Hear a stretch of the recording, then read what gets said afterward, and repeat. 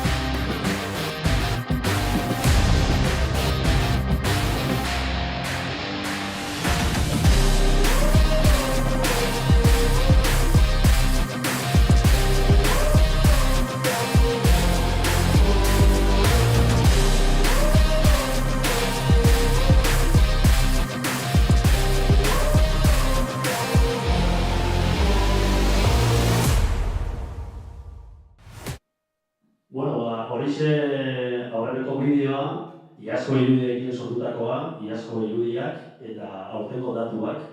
Horixe izango da aurtengo itzuliaren argazki nagusia. Eta jarraian egingo duguna da etapak nolakoak izango dira. Ikusi bereziki aurreneko etapa maiatzaren 16koa, ostiralkoa nolakoa izango da ikusiko dugu, Zumarragatik abiatuko dena, eta Arabara iritsiko da, Arabako lautadara, Agurainera, Urola Garaiatik, Agurain beteko du etapa horrek, 158 kilometroko etapa, aurtengo Itzulia Womeneko etaparik luzeena, eta etapa berezia izango da, luzeena izateaz gainera, favorito nagusienek aurrean izan nahiko dute, etapa hasieran Gipuzkoan abiatuko da, Gipuzkoako 2 eskualde zeharkatuko ditu, Urola Garaia eta Debagoienerantz egingo du ondoren Arlabaneko mendatea igoko du, Arlabaneko mendatea, mendata lasaina ez da mendate gogorra, hori bai luze xamarra, hor aurreneko aukerak eta egin daiteke, eta ondoren ja Araban sartuko dira, Araban Opakoako mendatea igoko dute, Opakoa bigarren mailakoa, beti da mendate gogorra exigentea, esan daiteke, eta papetik aurrera dagoeneko azkenengo kilometroetan sartuko da etapa eta beste portu bat izango dute. Azazetak erabaki Gasteizko edo Aguraingo helmugan gerta daitekeena. Horixe da, aurreneko etapa, esan bezala, Zumarraga Agurain, 158,5 kilometro, etapa exigentea. Aurrera egingo dugu, labur bada ere, bigarren etapa ikusiko dugu, erabat Bizkaitarra izango den etapa, Ugao Mirabaiesetik abiatuko dena, eta Ugao Mirabaies Igorre izango da etapa hori. Egon da, 16 kilometroko etapa Bizkaitarra, eguneko gunean, eta hirugarren etapa, dagoeneko klasiko bat bilakatu dena, Donostian jokatuko da, Donostia. Erabaki horra izango da etapa hori, bereziki Mendizorrotz, mendean ere goberko dutelako, Jaizkibel igo ondoren Mendizorrotz, eta Mendizorrotzetik 10 kilometro besterik ez dira geratuko gure barreko helmugara. Eta hor bukatuko da itzulia, igandean, maiatzaren 18. Y como contamos con el alcalde, con Miguel Serrano, sí que nos gustaría escuchar sus palabras de agradecimiento, sobre todo por parte de la Itzulia, al Ayuntamiento de Zumárraga, pero también, Miquel, puedes subir, acercarte a este micrófono. Ongi etorri, Miquel. Eskerrik asko. Ongi etorri guztiok eta ongi etorri gehien bat eta komentatzen izan genuen bezala ongi etorri guztiok Zumarragara zuen etxera. Lehenik eta behin eskerrak ematea dagokit, kasu honetan antolaketa lanetan ibiltzen den jende oroi, Javier buru duen talde zinobe guzti hori, nola ez, foru aldundiari, ongi etorri eta mila esker, Goitzane, foru diputatua. Eta honekin batera ere bai, itzulia ahalbidetzen dezuen hainbat eta hainbat babesle, horietako batzuren bat, hemen uste dagoela gure artean, eta honekin batera, eskerrik beroenak honelako proba bat laguntzagatik, proba bateko ekarpen horiek egiteagatik, azkenen bai, ikusten duelako, ez? Kirolak bai badaukala bere presentzia, emakume kirolak badaukalako bere presentzia, eta nik uste hori bai garrantzitsua dela gune honetan eta momentu honetan behigainean jartzea. Antes de seguir un poco con la poca intervención que tengo, desde luego sí me gustaría agradecer la posibilidad que desde la organización, hoy en día está Javier al cargo de ella, pero no me gustaría olvidarme de Jaime Ugarte, de José Luis Arieta, de Enrique Arenchón, de Julián Eraso. Todos ellos han posibilitado que Zumárraga haya podido participar en la organización de esta prueba, en este caso la Itzulia de chicos, durante diferentes años.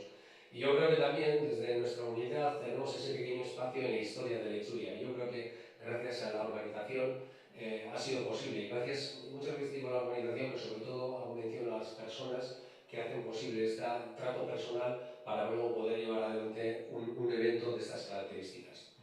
En este sentido, con orgullo, desde luego, recibí la llamada de Javier para poder participar en la Itzulia Women de este año y desde luego también, desde Zumárraga, con mucho orgullo, participamos en la organización de la salida de la etapa de la Itzulia Women 2025, sobre todo por la apuesta que Zumárraga hace, una apuesta decidida por el deporte femenino. Antes lo comentaba también, espero que más pronto que tarde no tengamos que hacer estas distinciones entre el deporte femenino y el deporte en general. Y yo creo que también será por un largo recorrido, un tramo recorrido que desde luego ahí Zumárraga está buruberari y que está dando también el don de pecho para que eso pueda ser una realidad más pronto que tarde, como he comentado anteriormente. Nos da la posibilidad a poder vestir del color de la igualdad las carreteras guipuzcoanas, vizcaínas y guipuzcoanas en esa última etapa, pero desde luego haciendo ese recorrido por toda Euskadi con un deporte muy arraigado, con mucha esencia también, lo has comentado antes también, en la comarca del Alto Urola. Aquí hay una tradición muy importante con el ciclismo y también con muchas apuestas que está haciendo el ciclismo femenino. Y yo creo que también es una manera de poder reivindicar el deporte femenino también desde la humildad de Zumárraga y del Alto Urola.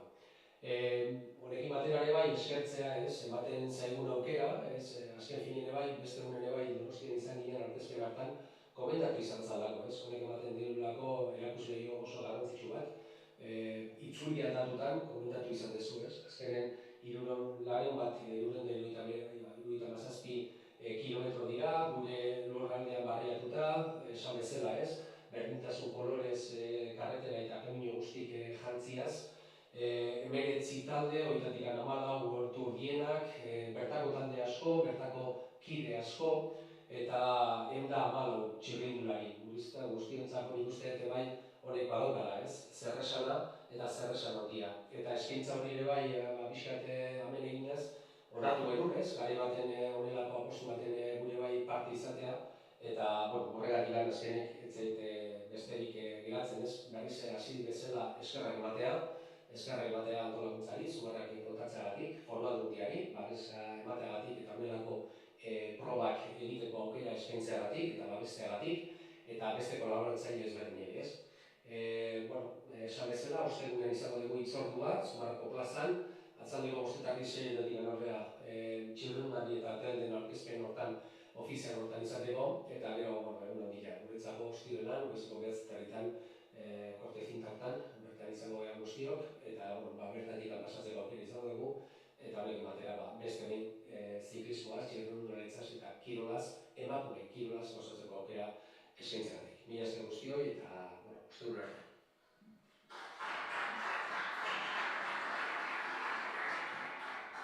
Eskerrik asko Mikel, argi eta garbi, zuen apostua nabarmen eskertzen dugu, antolakuntzarekin baita ere, eta lehen aipatu duzu, 14 talde World Tour direla, talde nagusienak Euskal txirrindularitzan, aipatu behar da 2024an 10 izan zirela, beraz, beste 4 batu dira aurten, beraz taldeak kalitatean ere, edo talde horiek, goi mailako horiek, apostua egin dute itzulia gogoanengatik eta hori eskertzekoa da. Nola ez? Aurrera egingo dugu eta gurekin izango da, jarraian, Javier Riaño, Ozeta taldeko presidentea, eta itzulia goimen 2025ko zuzendari bera izango da lasterketan, será el encargado de dar la salida oficial, ese banderazo de salida, Javier, entre otras cosas. Bueno, en primer lugar, agradecer al Ayuntamiento de Zumárraga y en especial a Mikel que nos haya vuelto a abrir la puerta de este pueblo para poder seguir con nuestra carrera. Siempre le estaremos agradecidos porque siempre nos han atendido súper bien. A Goisane, como representante de la Diputación de Guipúzcoa, que nos acompaña también aquí, y bueno, y al resto de las 2 diputaciones, Vizcaya y Álava, que no han podido venir, pero les agradecemos el apoyo que tienen dentro de este esquema del ciclismo femenino. A los patrocinadores, sin dudar, a todos los patrocinadores que hacen posible también que este evento pueda seguir en adelante, a las federaciones que nos apoyan en todo el tema de tramitación, tanto la guipuzcoana como la vasca, y al público en general que queremos que siga apoyando este deporte que tiene que crecer, que le faltan unos años, pero que sin el apoyo de la gente no podemos hacer crecer este deporte. Entonces, no tengo más que deciros que gracias a todos por venir y por seguir apoyando a la Itzulia Women.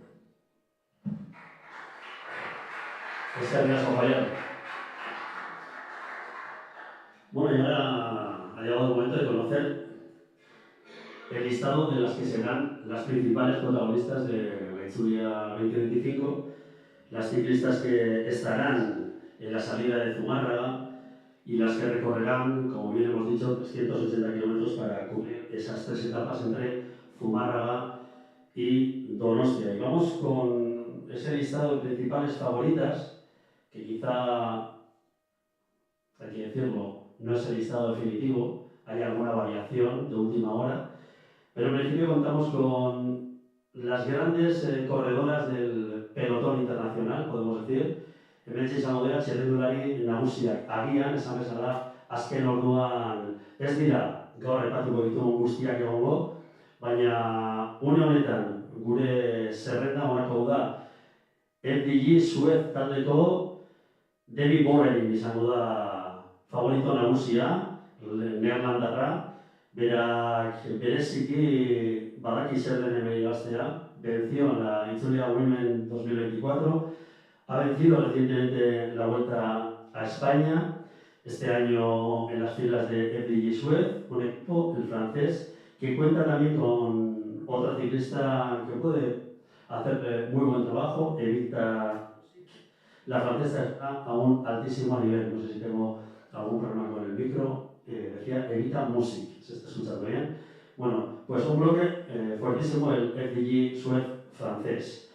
Seguimos con las favoritas, el Team SD Watch, que también cuenta con un equipo, un bloque muy fuerte, el neerlandés, y sobre todo podemos nombrar a dos ciclistas, Anna van der Breggen, 4 etapas en el Giro de Italia, vencedora de la Amstel Gold Race, de la Vuelta a Burgos, tercera en la Vuelta a España que acaba de finalizar en 2025, perdón.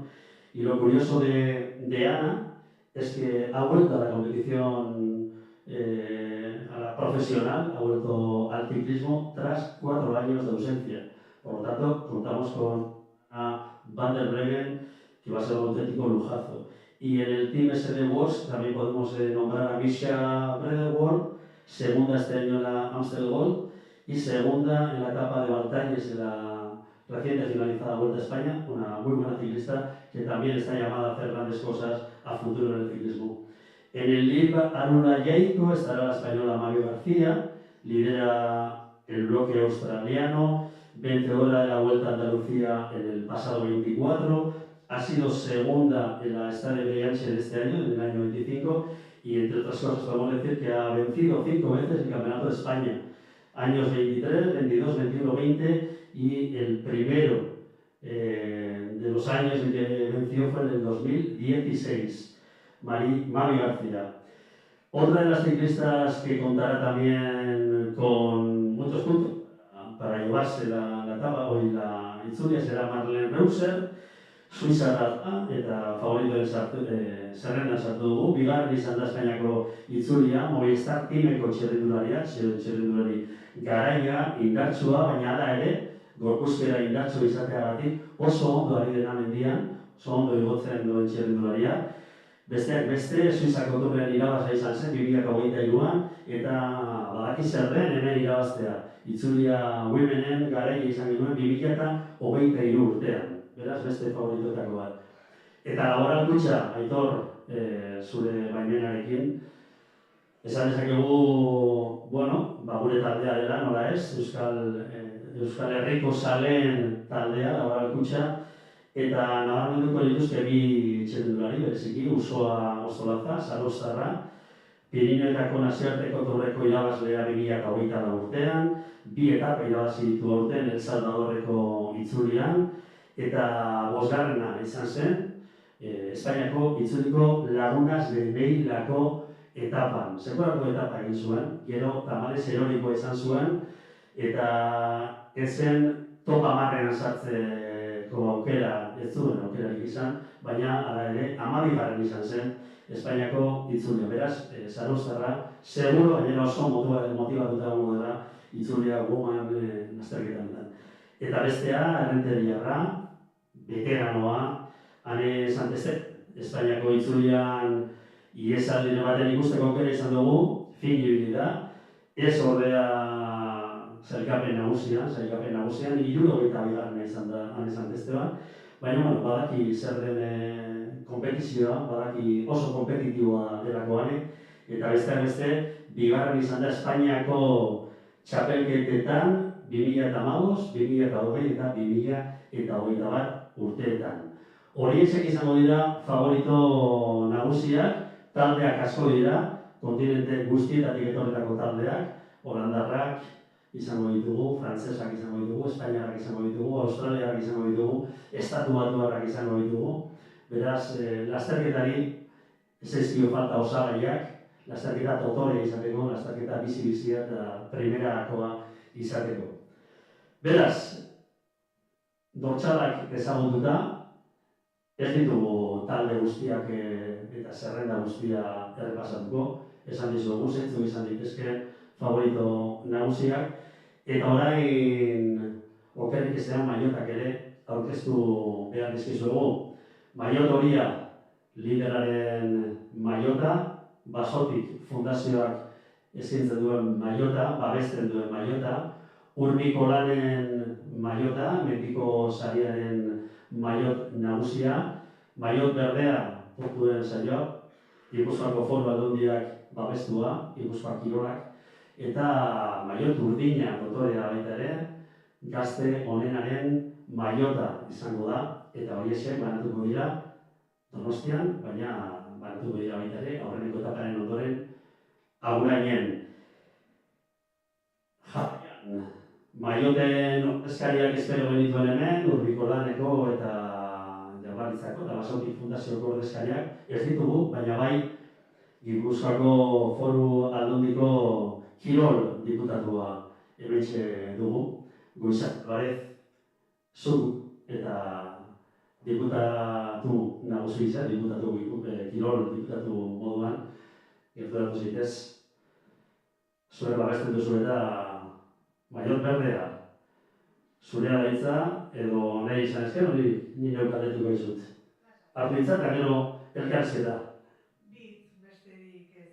Lehenengo gauza, eskerrak eman antolatzaileei, nola ez, beti ambizio itzelarekin egiten bai duzute Itzulia Women proiektu hau.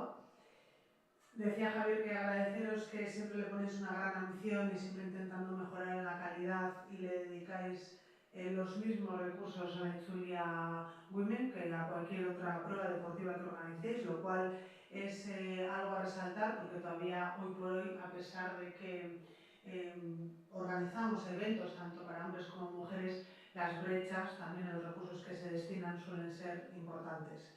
De manera que ese trato igualitario que se da desde lo estructural y desde lo sistémico es lo que nos enorgullece también en Guipúzcoa a la hora de poder seguir apoyando este tipo de proyectos, incluso impulsarlos. Bigarren gauza da lurralde ikuspegian nahi nuela erdian jarri, ezta? Beti donosti etapa horrekin bueltaka gabiltza oso garrantzitsua dena, hirigunea delako, baina Zumarragara ekartzea, lurraldeko beste herri batzuetara ekartzea, esan nahi du beste neskamutikoei, lurraldeko neskamutikoi erreferenteak eskaintzen zaiele, beraien etxe ondoan, eta gainera gure afizioari Zumarragako eta inguruko herriei ere bai, beraien afizioaz eta txirrindularitzaz eta Gipuzkoarron pasioa den horretaz ere gozatzeko aukera ematen digu. Garrantzitsua erreferenteak gerturatzea Zumarragara, inguruko herrietara eta Euskadiko herri txiki guztietara, horrek ahalbidetzen bai du neska eta mutikoen arteko arrakalak geroz eta txikiagoak izatea.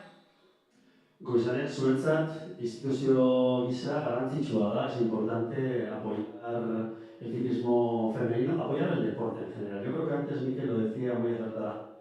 Vamos a dejar de diferenciar entre deporte masculino y femenino, hablemos de espectáculo, porque esto es un espectáculo de primer nivel, un espectáculo internacional y cuenta con las mejores ciclistas, en este caso del mundo.